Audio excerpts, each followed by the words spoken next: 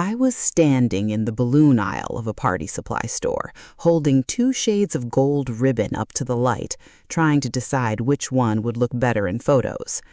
My husband was 3 feet away, scrolling through his phone, smiling at something on the screen he thought I couldn't see. I already knew whose message was making him smile like that. I want you to sit with that image for a second, because I need you to understand exactly how insane it sounds before I explain how I got there. My husband, the man I had been married to for 5 years, asked me, his own wife, to help him plan a surprise 30th birthday party for the woman he was sleeping with. And here's the part that's going to make you scream at your screen. I said yes. Not because I didn't know. I knew everything. I knew her name. I knew what hotel they'd used. I knew exactly how much money he'd quietly pulled from our joint savings account to pay for it. I said yes because I had already decided that if he wanted a party, I was going to give him one he would never, ever forget. That night, standing in a party store under fluorescent lights, holding gold ribbon in my hand, I wasn't planning a birthday celebration. I was planning the night everyone in his life would finally see him for exactly who he was. Stay with me tonight, because to understand how I ended up smiling in that aisle while my whole body was screaming, I have to take you back to the beginning. Back to the man I thought I married and the version of him I didn't meet until it was almost too late. Hey, welcome back. If this is your first time here, I'm the one telling you tonight's story, and I promise you're going to want to stay for every single minute of it. This is a true story about a marriage, an affair that lasted 8 months right under my nose, and the slow, quiet, completely legal way I turned my husband's biggest mistake into the night his entire world found out the truth. If you've ever loved someone who made you feel like you were losing your mind for noticing things that turned out to be exactly what you thought they were, comment below and let me know you're here, because tonight's story is for you. And listen, subscribe now before you get pulled in, because I promise you this gets so much worse before it gets better. There's a moment about 35 minutes in involving a slideshow, a rented projector, and 42 of our closest friends and family that even I still can't quite believe I actually went through with. You do not want to miss that part. Okay, let's go back to the beginning. My name doesn't matter for tonight's story. What matters is that I was 27 years old when I met Marcus at a mutual friend's 4th of July barbecue, both of us reaching for the same pair of tongs at the grill at the exact same moment. He laughed, told me to go ahead, then spent the rest of the afternoon finding excuses to end up standing near me. By the time the fireworks started that night, we'd exchanged numbers. And I remember driving home thinking I had genuinely never clicked with anyone that fast. Marcus was easy to fall for. He was funny in that dry, understated way that sneaks up on you, the kind of funny that makes a whole room laugh without him raising his voice. He worked in commercial real estate, ambitious and driven, always talking about the next deal, the next promotion, the next 5-year plan. I did marketing for a mid-sized healthcare company, steady and unglamorous compared to his world of closings and commissions, but he never once made me feel like my career mattered less than his. In those early years, he'd show up to my work events even when he was exhausted, stand in the back with a drink, and clap louder than anyone else in the room when I got recognized for a campaign. I want to spend a little time here, in the good part, because I think it matters that you understand what I actually had with Marcus, separate from everything that came later. This wasn't a man who was cruel from day one. For most of our relationship, he was warm, attentive, and genuinely, convincingly in love with me. We got engaged after 2 years of dating on a weekend trip to the coast. Him getting down on one knee on a beach at sunset with sand somehow already in both our shoes. I said yes before he'd even finished the question, the same way I imagine most people do when the answer has been obvious to them for a while. We got married 18 months later in a backyard ceremony under string lights, 60 of our closest people watching, my dad crying through his entire toast.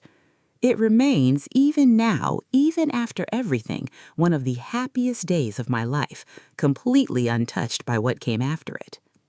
The first 3 years of our marriage were honestly good. Not perfect, no marriage is, but good in the way that makes you feel lucky, in the way that makes you tell your single friends they shouldn't settle for anything less than what you have. We bought a house together in year 2.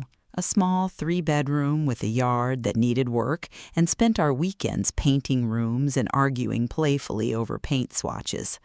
Marcus got promoted to senior associate at his firm that same year, which meant longer hours, but I understood. I'd watched him work toward it for years. Looking back now, I can see the very first thread that eventually unraveled everything, even though at the time it felt like nothing at all. It started, as these things often do, with a new hire at his office. Her name was Kayla. He mentioned her the way you mention any new coworker, in passing, over dinner, a comment about how she was sharp, good with clients, a fast learner who'd already closed 2 deals in her first quarter. I didn't think anything of it. Why would I? Coworkers get mentioned constantly in a marriage. You hear about people's office rivals, their annoying cubicle neighbors, the person who microwaves fish in the break room. Kayla, for the first several months, was just another name in that rotating cast of characters from Marcus's work life. But somewhere around month 4 of her working there, I noticed the mentions had shifted in a way I couldn't quite name yet. He wasn't just telling me things Kayla had done at work. He was telling me things Kayla thought about restaurants, movies, even once a passing comment about how Kayla had strong opinions about the best way to load a dishwasher. I remember laughing about that one, actually.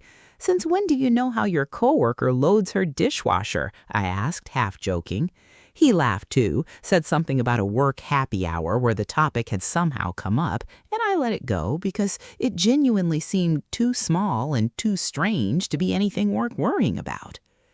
That's the first thing I want you to understand about how this happened to me, because I think a lot of you watching tonight have lived some version of it.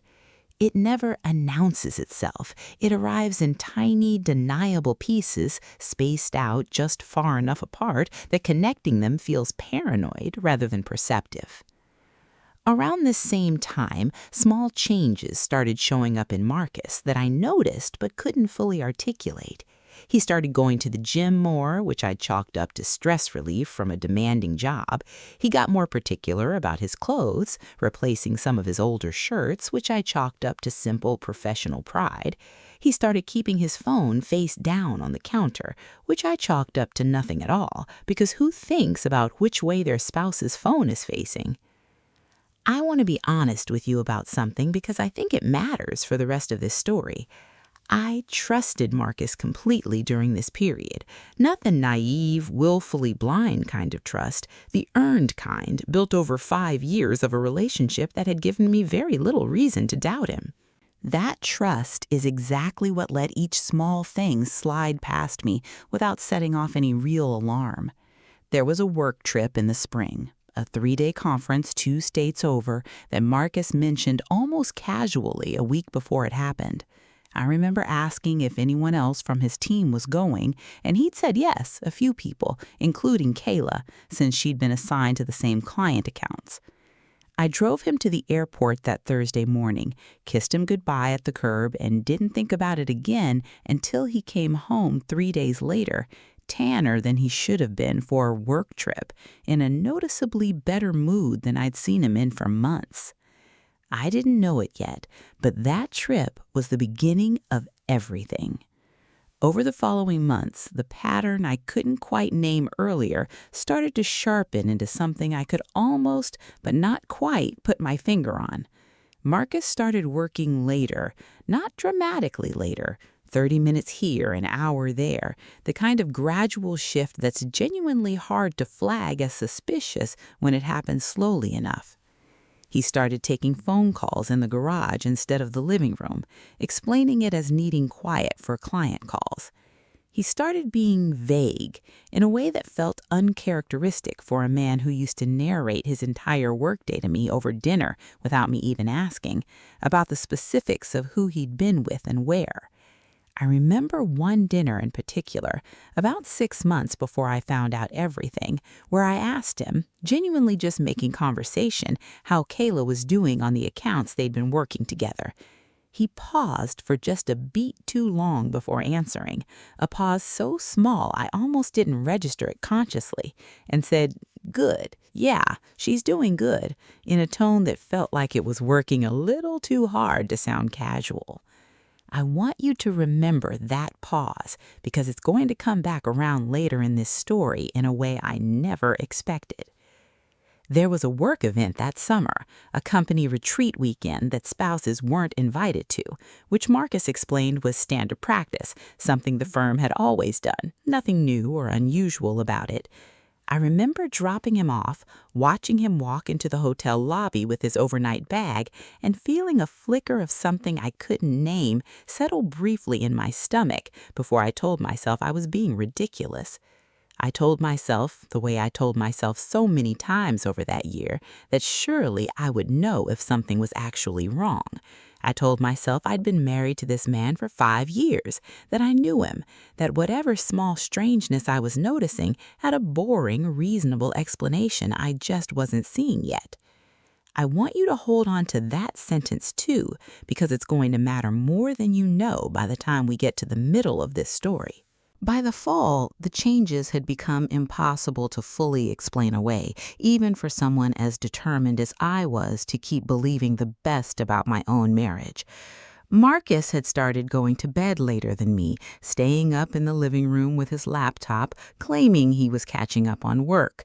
He'd started leaving his phone in the car sometimes when he came inside, something he'd never done before, something I only noticed because I went looking for it once to check a text he'd mentioned and simply couldn't find it anywhere in the house. I asked him about it, carefully, not wanting to sound accusatory over something that small. "I just forgot it in the car," he said, shrugging, already changing the subject to something about dinner. I let it go, the way I'd let so many small things go by that point, because individually, none of it was quite enough to justify the conversation I was starting to be afraid I might need to have. There's a specific night I think about more than almost any other from this period, because it's the night I now understand I was closer to the truth than I let myself believe. Marcus came home from a late client dinner, smelling faintly of a perfume that wasn't mine, something floral and expensive, distinct enough that I noticed the second he hugged me hello at the door. I stood there for a second, my arms still around him, my brain doing something strange and fast, cataloging the smell, searching for an explanation that made sense. "Long day," I said, instead of asking the question I actually wanted to ask. And he said, "You have no idea," and kissed my forehead, and I let the moment pass because some part of me, even then, wasn't ready to hear the answer if I actually asked the question. I want to pause here and just be honest with you about something, because I think it's important for anyone watching who's ever been in a similar position. I wasn't stupid. I wasn't blind. I was scared in a very specific way that I think is hard to understand unless you've lived it. Scared that asking the question directly would either confirm something I wasn't ready to face or damage a trust I still, at that point, genuinely wanted to believe was intact. By early winter, almost 8 months after Kayla's name had first come up over dinner as an unremarkable new coworker, I had a quiet, uneasy feeling that had settled permanently into my chest, one I couldn't shake no matter how many reasonable explanations I tried to construct for it. I didn't have proof yet. What I had was a pattern: the late nights, the phone habits, the perfume, the pause before he answered questions about her, the trip he'd come home from looking happier than any work conference should make a person look. I had started, without fully admitting it to myself, keeping a mental list. And in early December, that list was about to get its first piece of actual undeniable evidence. It was a Tuesday evening in early December when everything changed.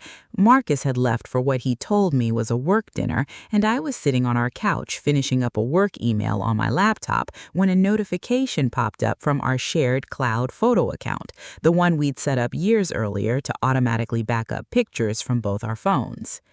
A photo had synced, not from my phone. I want to describe opening that notification the way I remember it because I've thought about that exact moment more times than I can count. My hand was steady, which surprised me even then, some cold, focused part of me already anticipating what I was about to find before I fully understood it. The photo was of Marcus and a woman I recognized immediately from the company website photos he didn't know I'd looked up months earlier. Kayla. They were sitting close together at a restaurant table I didn't recognize, both of them laughing at something outside the frame, her hand resting on his forearm in a way that wasn't accidental.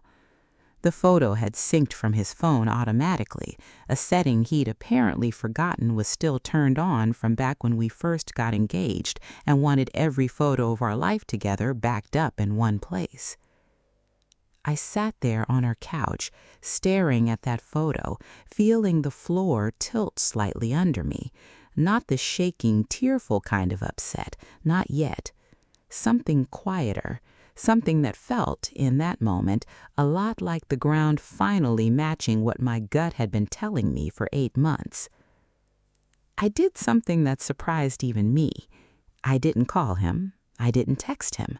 I opened the cloud account on my laptop and started scrolling backward through months of auto-synced photos I'd apparently never had a reason to look through before. There were more, so many more. Photos from that spring work trip I now understood wasn't just a work trip. Photos from a weekend I'd been told was a guy's fishing trip with his college friends, except the background clearly showed a beach resort, and the person sitting next to him in 3 separate photos was, unmistakably, Kayla. I found photos going back nearly 8 months, roughly, I realized, with a sick, sinking feeling, to almost exactly the point where her name had first come up over dinner as an unremarkable new coworker. I can't believe this. I said that phrase out loud to an empty living room, probably a dozen times over the following hour, because saying it out loud was the only thing that made any of it feel real, instead of like something happening to a different version of my life. I sat there for nearly 2 hours, scrolling through 8 months of evidence I'd apparently had access to the entire time without ever thinking to look. I found a screenshot accidentally synced from a group text thread with his work friends where someone had joked about him needing to be careful with something they called his office situation, and he'd responded with a laughing emoji instead of any actual denial. I found a receipt photographed by Marcus himself for what I assume was an expense report from a hotel 2 states over, dated the same weekend as that spring conference, for a single room booked under his name with a note in the memo line that simply said, "K, thank you for this weekend." I want to describe what it felt like piecing all of this together in real time, because I think it's the part people who haven't lived through something like this genuinely can't imagine. It wasn't one single devastating discovery. It was a slow, accumulating avalanche of small confirmations, each one landing with its own specific, distinct kind of pain, building towards something too large to fully process all at once. By the time Marcus's car pulled into the driveway around 10 that night, I had photographic evidence spanning 8 months, a hotel receipt, and a group text screenshot, all saved and backed up to my own personal cloud account, separate from the shared one, before I closed my laptop and simply sat there, waiting.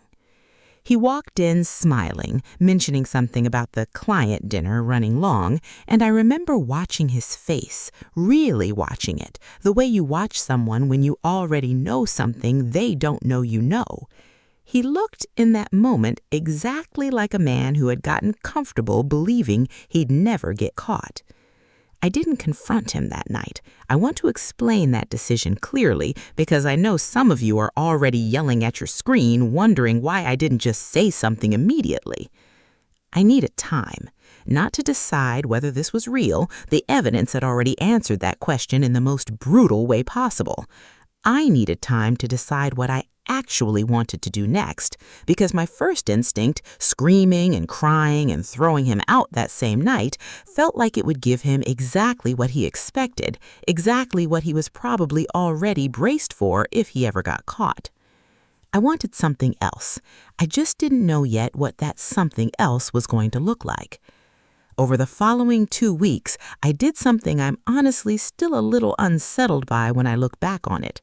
I lived a completely normal life beside a man I now understood had been lying to me for 8 months, gathering more evidence quietly in the background, saying nothing, letting him continue believing he'd gotten away with it completely. I found more during those 2 weeks than I ever expected to find. A separate credit card statement accessed through an old joint account he'd apparently forgotten I still had login access to showed nearly $6,000 in charges over 8 months that I couldn't account for through anything in our actual shared life. Hotel stays, restaurant charges on nights I now knew he'd claimed to be working late, a jewelry store purchase for a piece I'd certainly never received. I can't believe this. I said it again, sitting alone in my car in a grocery store parking lot after finding that credit card statement, staring at $6,000 of evidence that this hadn't been some emotional, spontaneous mistake. This had been planned, funded, and maintained for 8 months using money that was supposed to belong to both of us. I texted my best friend, Jess, that same afternoon, the first person outside myself I told anything to. Jess and I had been close since college, had been in each other's weddings, had spent countless nights on the phone talking through smaller relationship problems than this one. I sent her 3 words, "I need you," and she called me back within 30 seconds. I told her everything. The photos, the hotel receipt, the credit card statement, the 8 months I'd apparently spent slowly explaining away every red flag one at a time instead of letting myself see the full picture. Jess, who works in event planning and has one of the sharpest, most organized brains of anyone I know, listened without interrupting until I finished, and then said something that genuinely changed the direction of everything that came after. "Okay," she said. "First, I'm so sorry. Second, what do you actually want here? Because there's revenge that feels good for 5 minutes and blows up in your face, and there's revenge that actually lands. I think you deserve the second kind." That question sat with me for days. What did I actually want?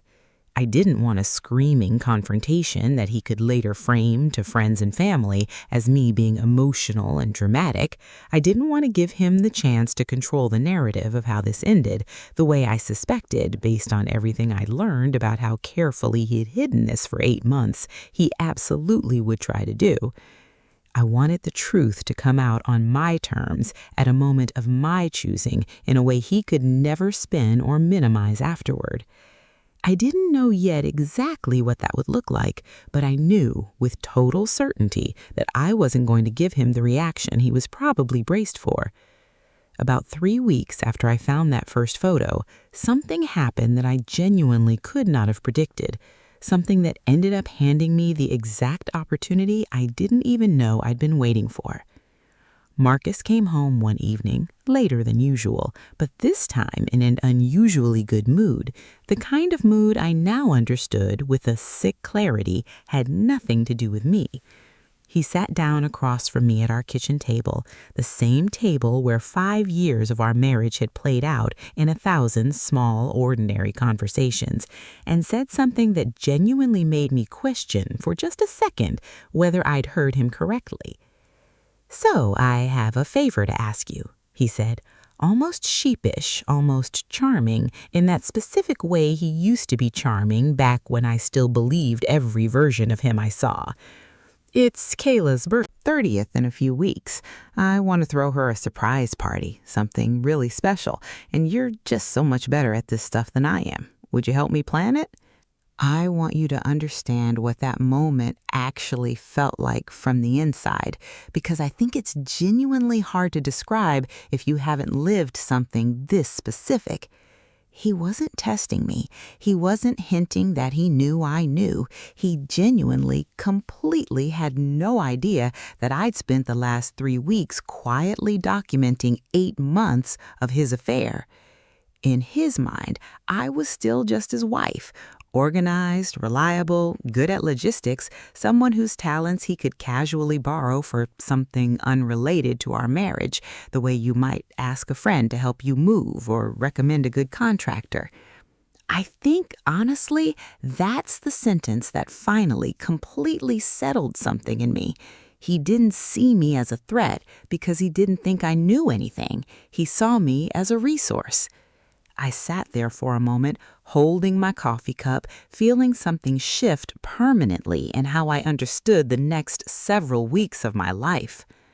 "Sure," I said, my voice steady in a way that even surprised me. "I'd love to help." I watched his face light up, genuinely grateful, genuinely relieved, completely unaware that he had just handed his own affair the exact stage it would eventually be exposed on. I didn't sleep that night, not out of grief this time. I'd done most of that grieving quietly alone over the previous 3 weeks. I lay awake because some cold, focused part of my brain had already started building something piece by piece in the dark. He wanted a party. I was going to give him one, but it wasn't going to be the party he was imagining. But what happened next, I never saw coming, not even the parts I'd started planning myself. I called Jess again the next morning, and this time our conversation lasted almost 2 hours. I told her about the party, about Marcus's request, about the strange, cold clarity that had settled over me the night before. He wants me to help plan the party where he surprises his affair partner, I said, still somewhat in disbelief at my own sentence. And I said yes. There was a long pause on the other end of the line before Jess spoke again, and when she did, I could hear something shift in her voice, the specific, focused tone of someone whose brain had just started building a strategy instead of just reacting emotionally.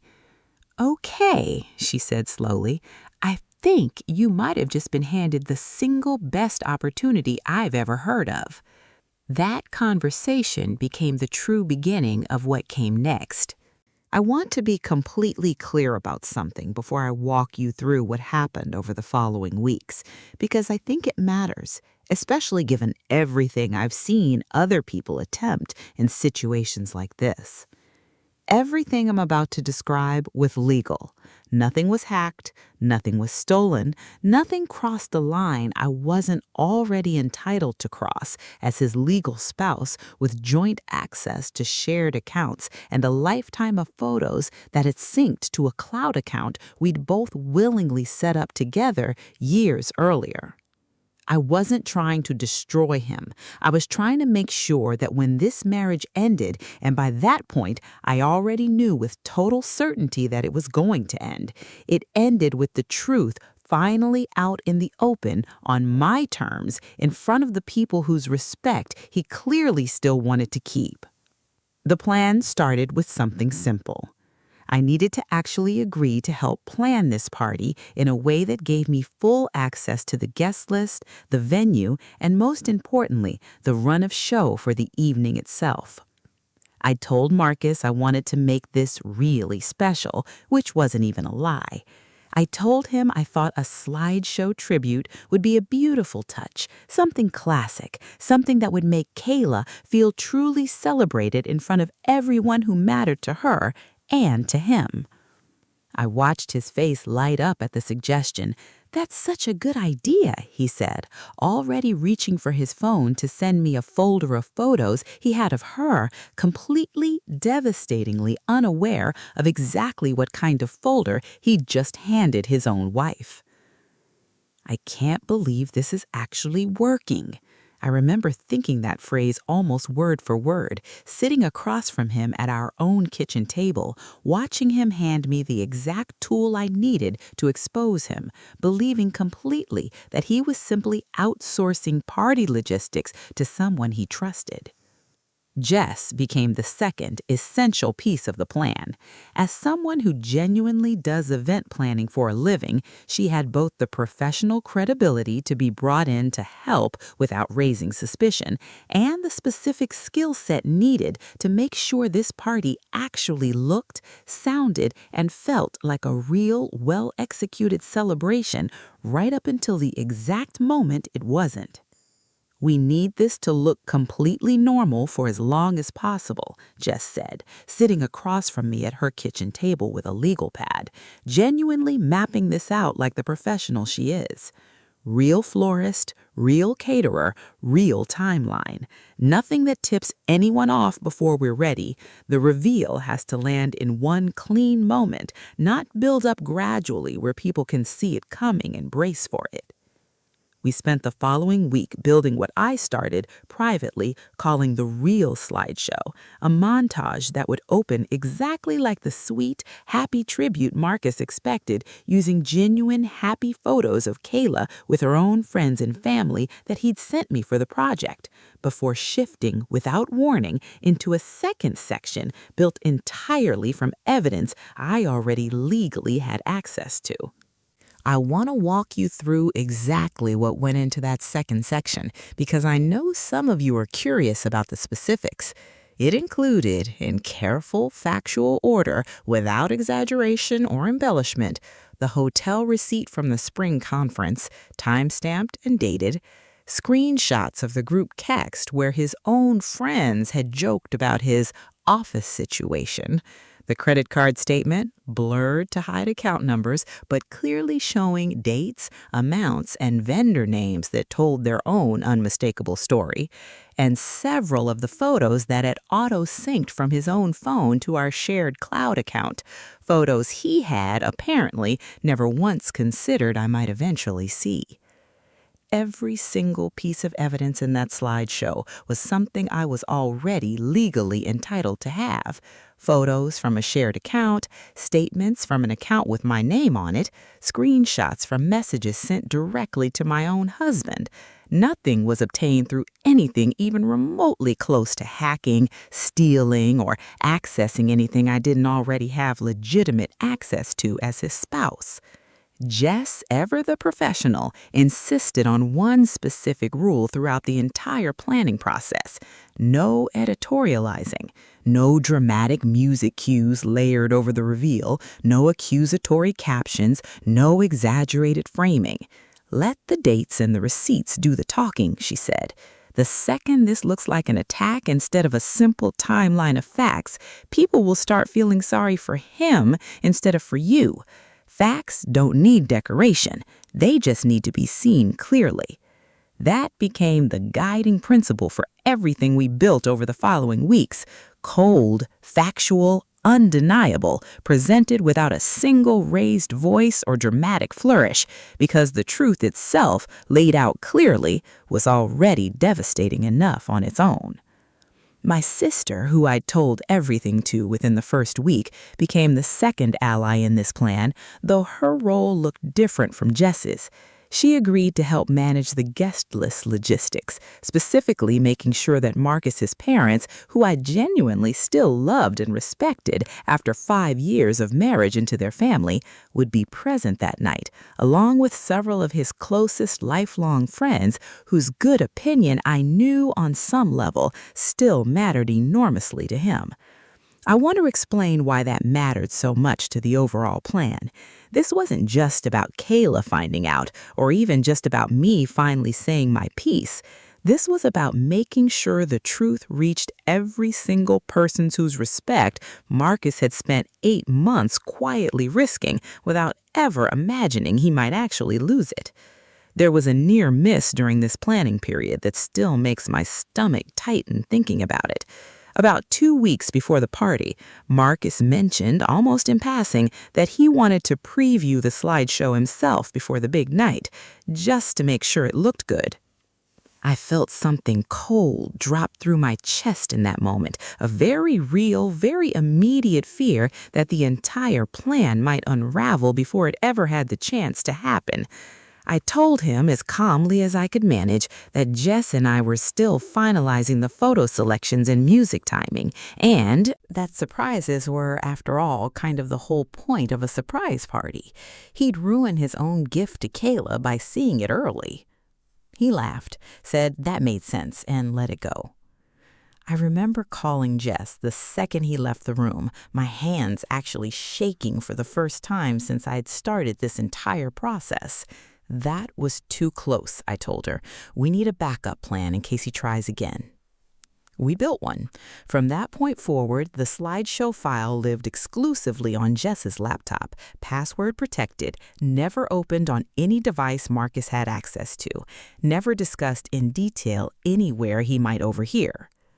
Marcus's mother, Diane, became an unexpected but genuinely important part of this story in a way I never anticipated when I started planning. About 10 days before the party, she called me directly, her voice careful in a way that immediately told me something was on her mind. I need to ask you something, and I need you to be honest with me. Is everything okay with Marcus and you? He seemed different this year, distant. I've had this feeling for months I couldn't quite explain. I sat with that question for a long moment before answering, weighing exactly how much to say, exactly how much she deserved to know before the night itself. I told her, carefully, that some things had come to light recently that I wasn't ready to discuss over the phone, but that I promised her she would understand everything very soon, and that I hoped she'd trust me enough to simply be there on the night of the party. There was a long pause on her end before she said something that genuinely moved me. I've known you for 5 years. You've never once given me a reason not to trust you. I'll be there.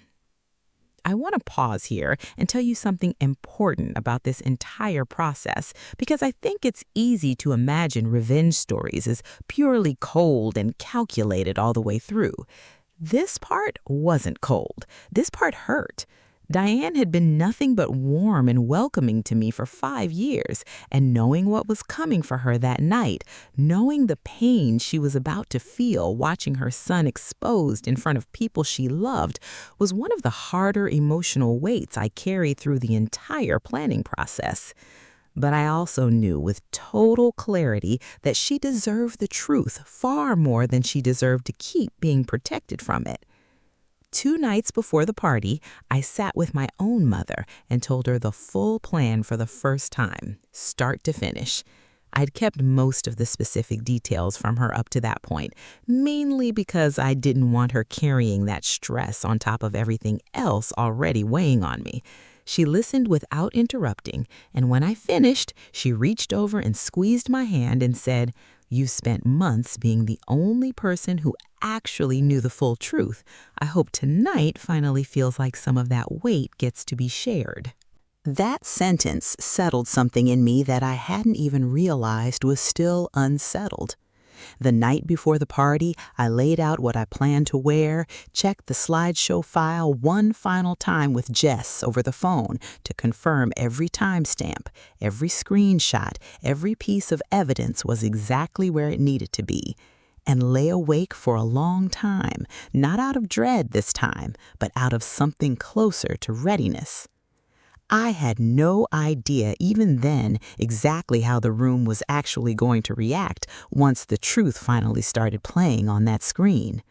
But what happened during that slideshow, I never could have scripted it myself, even after weeks of planning every single detail. The party was held at a private event space Jess had booked months earlier for a completely different client.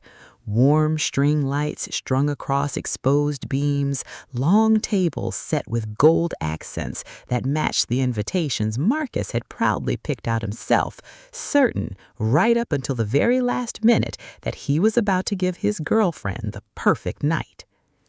I got there early, on purpose, the same instinct that had once made me sit alone in a grocery store parking lot before a different kind of reckoning, though I didn't know that comparison yet at the time. I wanted a few minutes to just breathe in the room before it filled up, to remind myself, underneath all the strategy and documentation, exactly why I was actually standing there in the first place. 42 guests arrived over the following hour.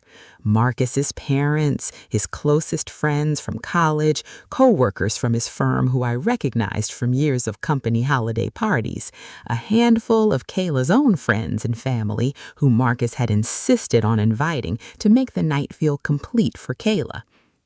Jess arrived with her laptop tucked into a bag she set carefully near the small stage area, catching my eye once across the room with a small, steady nod that meant simply, "We're ready."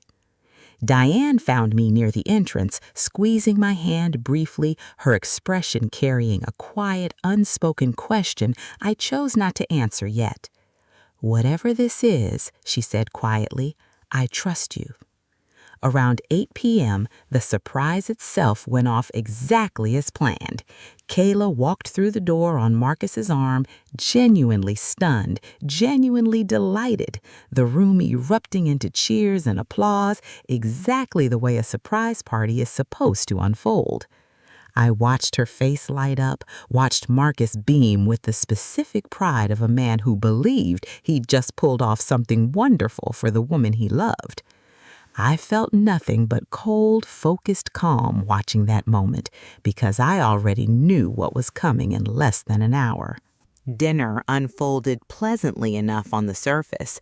Plates of food, easy conversation, Marcus moving through the room greeting guests with the confident warmth of a man who had, for 8 months, gotten remarkably comfortable believing he'd never have to answer for any of it. Around 9 p.m., Jess discreetly signaled that it was time. She stepped up near the small projector screen set up at the front of the room and tapped the microphone gently.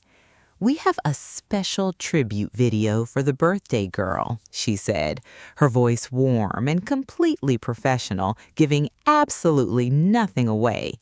Marcus actually helped put this together himself, with a little help from a few of us.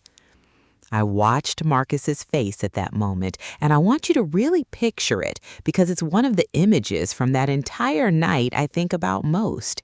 He looked proud, genuinely, unguardedly proud, believing he was about to watch a sweet tribute to his girlfriend that he'd had a hand in creating. The lights dimmed, the screen lit up. The first 30 seconds unfolded exactly the way everyone in the room expected. Sweet photos of Kayla with her friends, her family, candid shots from her own childhood that her mother had sent over at my request. Soft music played underneath, a warm caption reading, "Celebrating Kayla," appearing gently across the screen. I watched Kayla's eyes well up, genuinely moved, genuinely having no idea what was coming next. Then the music cut, not gradually, abruptly, deliberately, the way we'd planned it down to the second. A new caption appeared on screen, simple, factual, without a single dramatic flourish. A timeline. The first image that followed was the hotel receipt from the spring conference, time-stamped clearly, the memo line reading exactly what it had read the day I found it. "K, thank you for this weekend." I watched the room shift in real time, confused murmurs first, guests glancing at each other, unsure what they were looking at or why.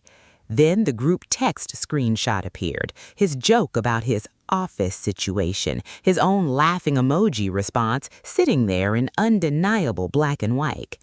Then the credit card statement, dates and amounts clearly visible, $6,000 over 8 months, vendor names that told their own story without a single word of narration needed. Then, finally, the photos, the ones that had auto-synced from his own phone to our own shared account. Photos of Marcus and Kayla together, dated, time-stamped, spanning 8 months, appearing one after the other in complete, devastating silence. The final caption appeared on screen, the only editorial line in the entire slideshow, the one sentence Jess and I had agreed was fair, factual, and necessary. Married the entire time. The silence that followed felt, honestly, like the loudest thing I have ever experienced in my life.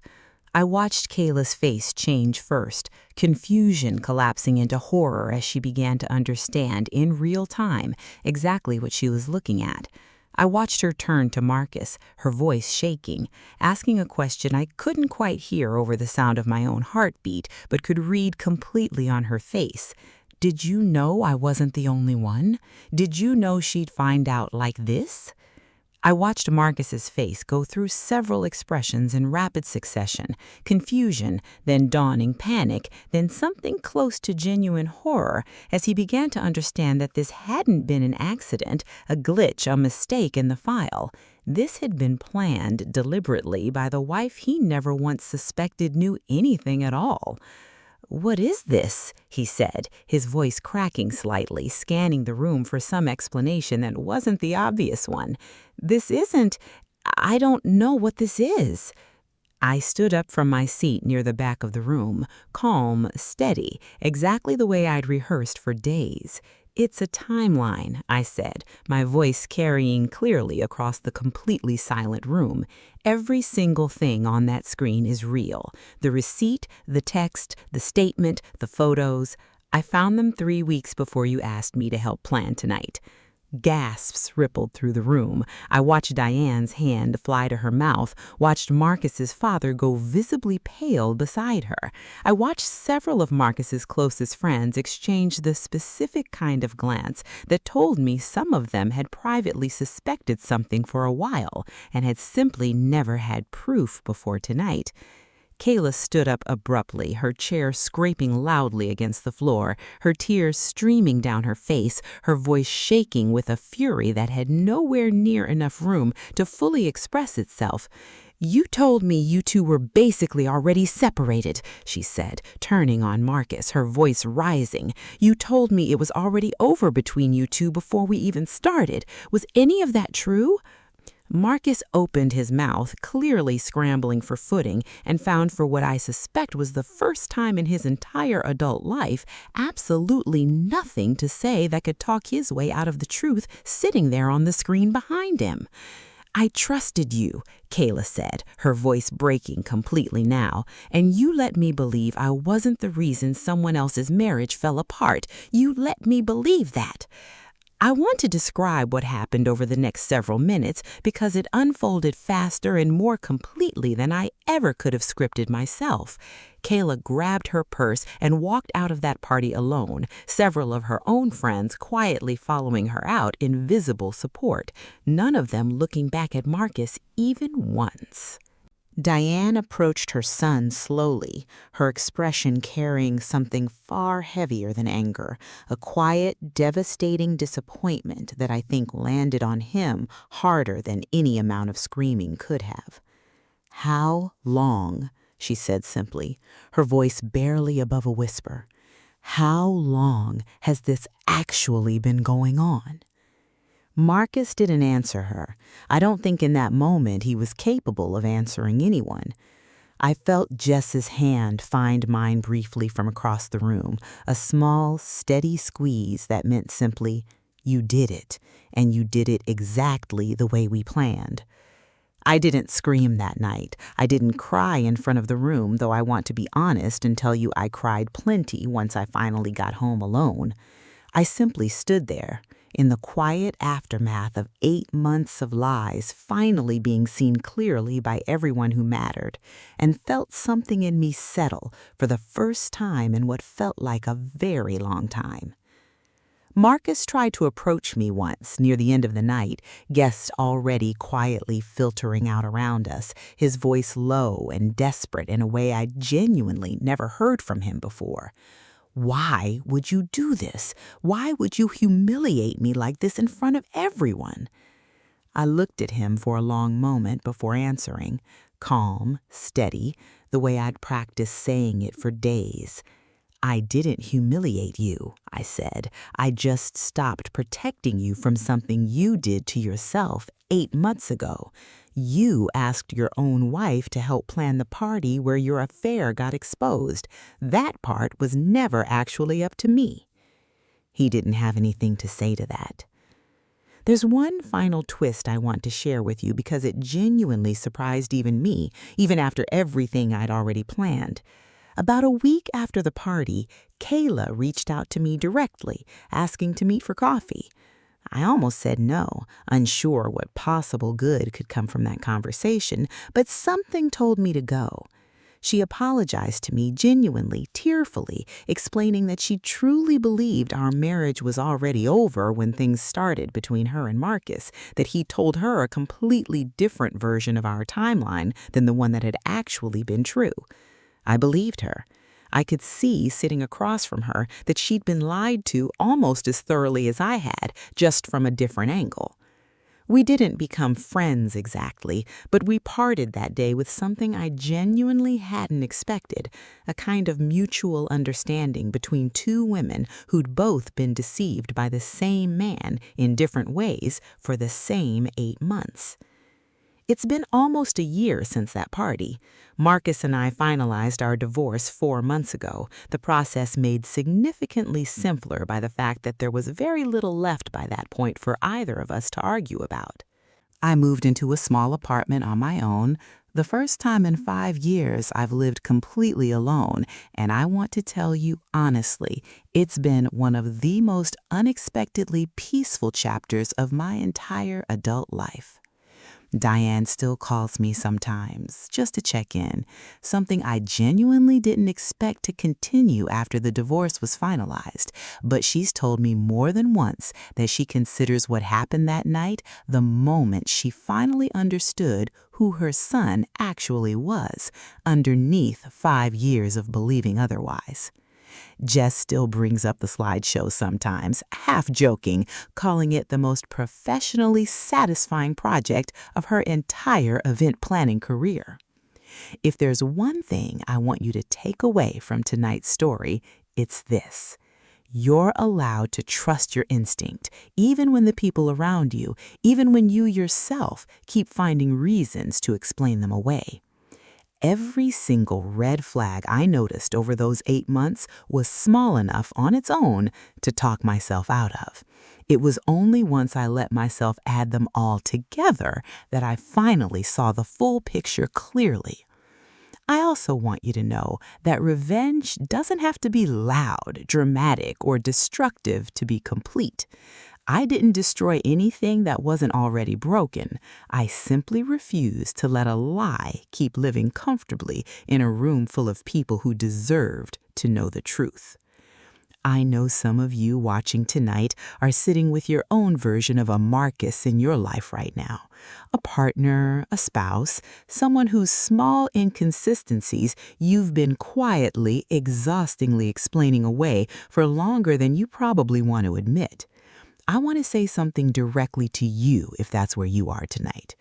Document what you notice, even the small things, even when you're not sure yet whether they matter.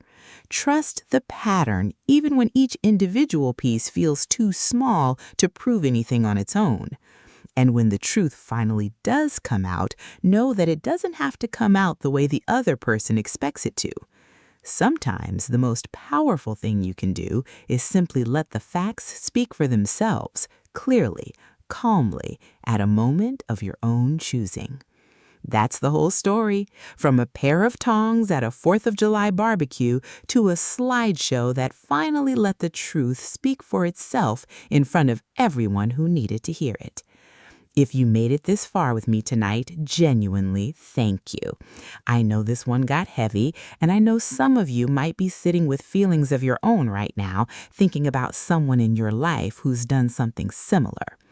I want to know what you would have done in my position.